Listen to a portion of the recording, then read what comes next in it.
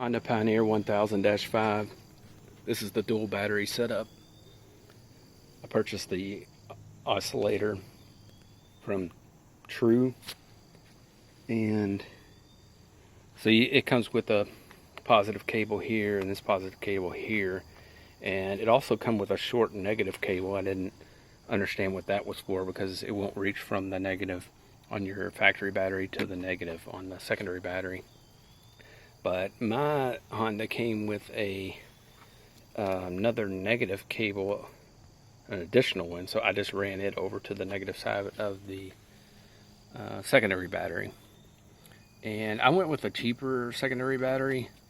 It's much like a quarter of the price of a lot of that I've seen on YouTube, and I just figured I could replace it 4 times before I bought the $200 one. So how this works, so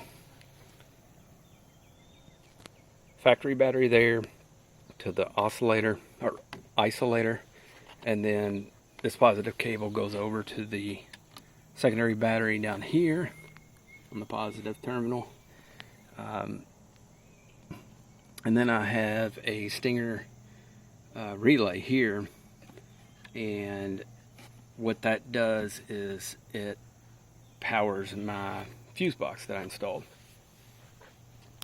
Probably noticed on the side of the Stinger relay that there's 2 wires. You can use either terminal on that, but one's black, one's red, and the red one goes over to my auxiliary or accessory fuse.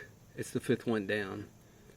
And a lot of people on YouTube that I've seen, you have to take this fuse box off and tie into the wire underneath, and I tried that at first and it was difficult, and I can't believe Walmart had it, but it's called a jumper fuse is what I purchased, and that enables you to tie into this fuse and creates another fuse, 2 into 1, and the wire comes out of it and you can just attach a wire to it and run it over to your Stinger relay.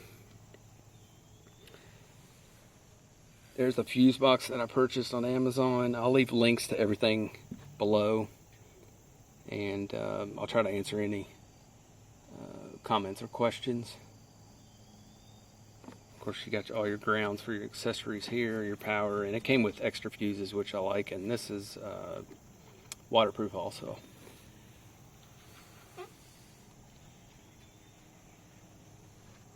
It was it took me a long time because it's not extremely difficult to do, but it took me a long time because everything that could go wrong did go wrong. Like some of the parts I received didn't have the nuts and bolts for them. I would highly suggest a good crimper when you're making your wires. So I'll show you the inside of the switch panel that I purchased. I got this plate made, obviously from P3R, and I got the version that comes with the cup holders. I don't like the cup holders because they come out real easy. It's this cheap double-sided tape there. Obviously the steel bends easy, so it's not high gauge. I'm glad they sent rivets with it, but the rivets were hard to cut. I don't know if it was my tool or what it was. And also where the switches are cut out on the plate, it was pretty messy, so I had to do a lot of work to the switches. Basically this switch I wired to the stereo. The light bar I'm going to purchase later. These are my rock lights and these are whip lights, and I don't have a winch yet. And I'll go into the whip lights in a later video. But at first I didn't know what the yellow and blue wire was coming out of the back of the panel, and I found somebody helped me out on YouTube. I'll give a shout out to them in the comments or in the description below. But it basically operates the illumination behind the switches, and they also illuminate when you flip them on. I can see the top of them also. It's pretty cool.